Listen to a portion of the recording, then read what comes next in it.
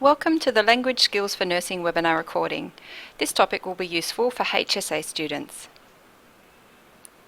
This is a recording of the material we cover in the live webinar of this topic. You may want to just watch the video straight through or use the pause button to stop and do the activities. The webinar slides are available at this link. Communication is an essential component of nursing. Good verbal and written communication skills allow nurses to provide proper and safe care for their patients. In this session, we'll look at building vocabulary, improving spelling, and writing in an academic style. Nurses need to be able to convey ideas clearly and concisely while using technical language. It's important to create habits to help you learn and use technical words accurately. Putting a bit of work into learning these words will make it easier to communicate, write, and think. Here are some ideas for learning new words. Firstly, carry a small notebook with you so you can write down new words wherever you find them. Or use a notepad or flashcard app on your phone. Flashcards are small cards where you write down new words and their meanings. Keeping flashcards means you can easily revise technical words. Flashcard apps are designed especially for noting down and learning new words. Here I've searched for flashcards in the Google Play App Store and found a range of apps that help you create flashcards and also practice the words on them. The Apple App Store has similar apps. So you've got your notebook or flashcard app with new words in it. Now you need to work out the meaning of each word in a nursing situation. Sometimes you can work out the meaning from the sentence the word is in, whether it's something you're reading or listening to. However, it's always good to check what you think a new word means. You can do this by asking your teacher or checking the meaning in a nursing dictionary or a glossary.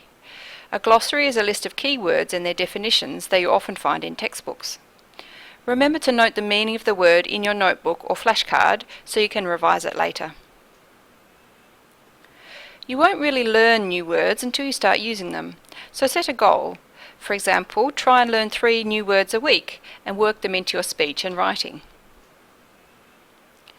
Writing more is another way to use new words. For example, after each class you could write a summary of the lesson using some of the new vocabulary.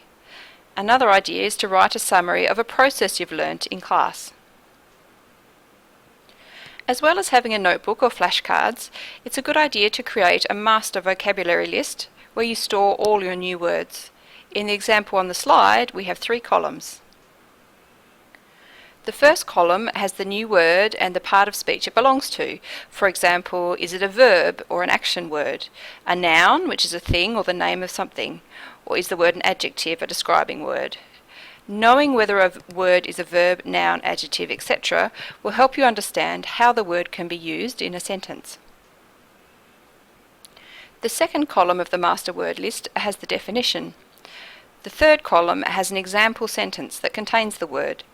This can help you get a feel for the meaning of the word as well as the context in which it can be used. Now, an activity for you. Using an online dictionary, can you fill in the table for anemia, anemic, and incision?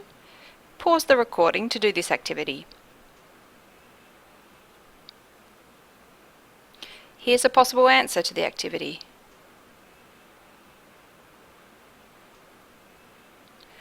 Okay, let's move on. Take a minute or 2 to read this information. What is your impression of the way it's written?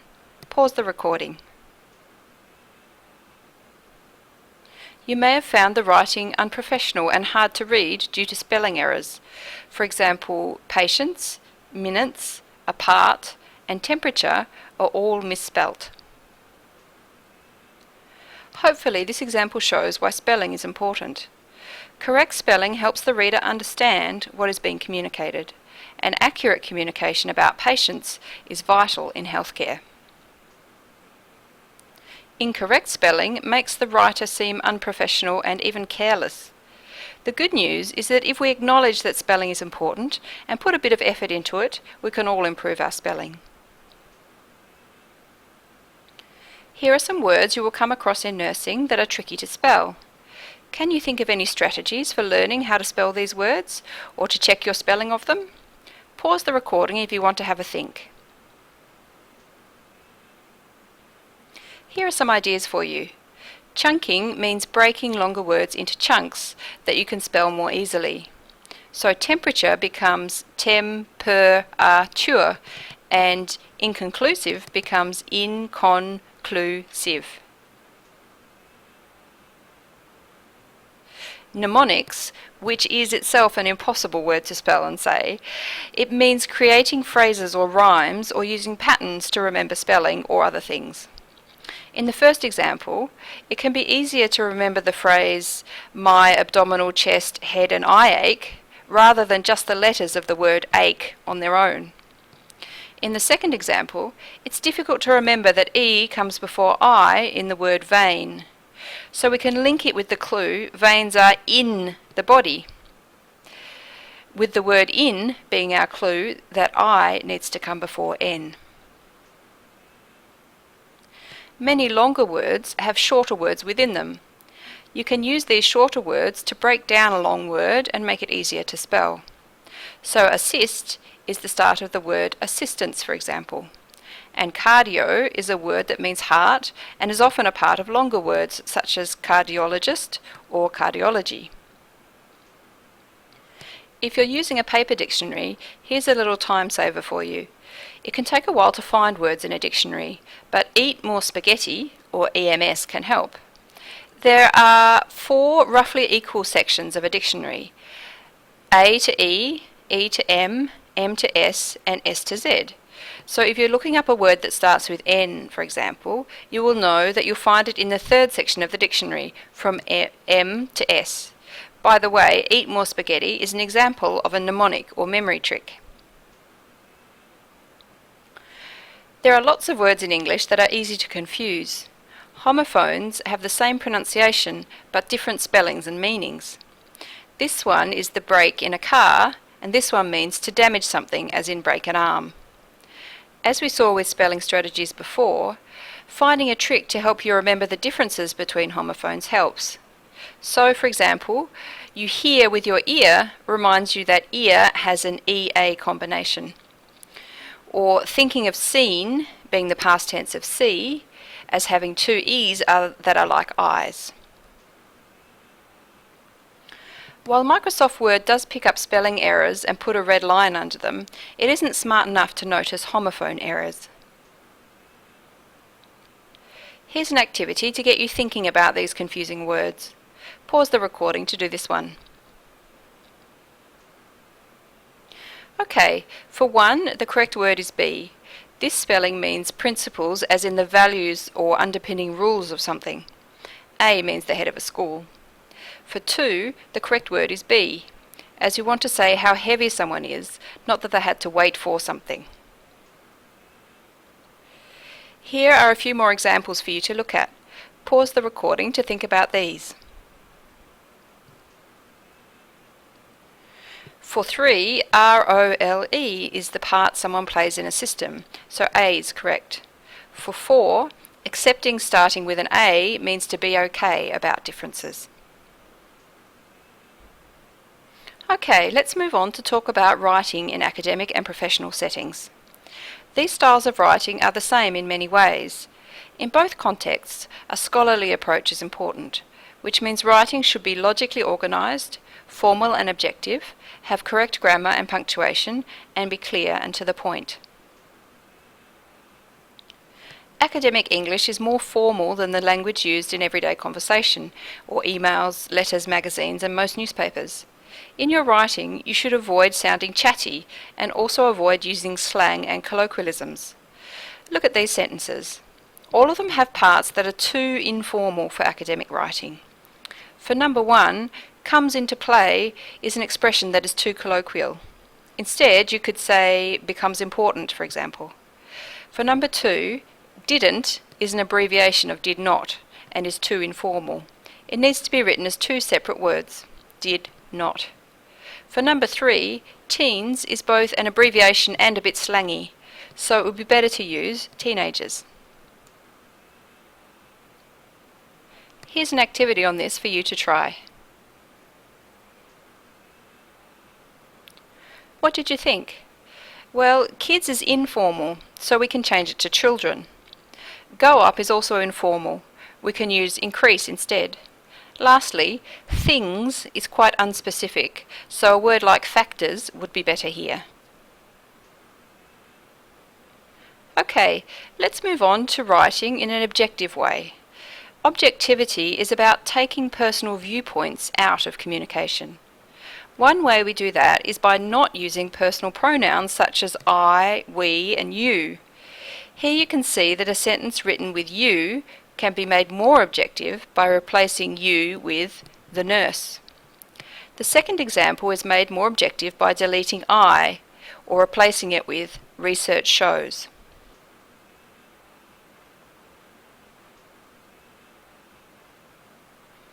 Okay, here's an activity for you. Pause to think about this one.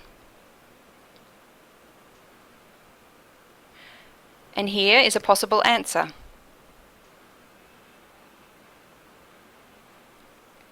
Apart from taking out words like I, we, and you, we can also use the passive voice to make our writing sound objective and more formal.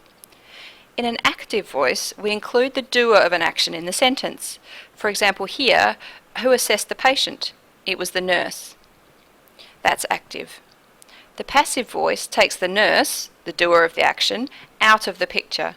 In passive voice, we would say that the patient was assessed. We don't say by whom. To create a sentence in passive voice, move the object of an active sentence to the front, in the position of the subject.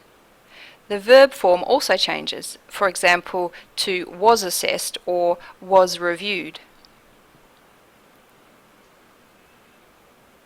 Have a go at passive voice yourself in this activity. Pause the recording. Okay, so the core sentence here is, you can use this model. So we move this model to the front and say, this model can be used for ethical decision making. Let's move on to writing concisely. Look for words or phrases that are a repetition of the same idea in your writing. Are there any words that could be taken out while still retaining the meaning? Has the same thing been said twice but in a different way? Edit out the unnecessary words in order to be clear and get straight to your point. Here are some examples of editing out unnecessary words.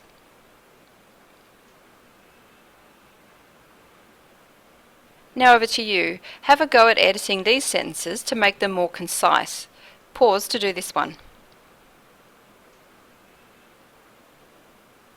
And here are some possible answers.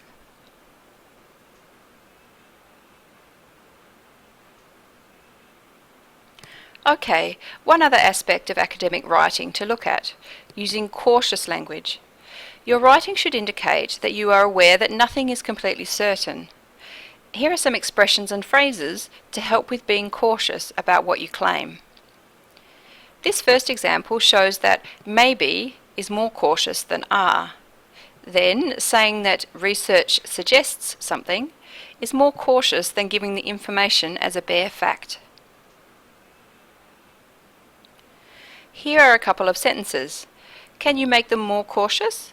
Pause the recording to have a go.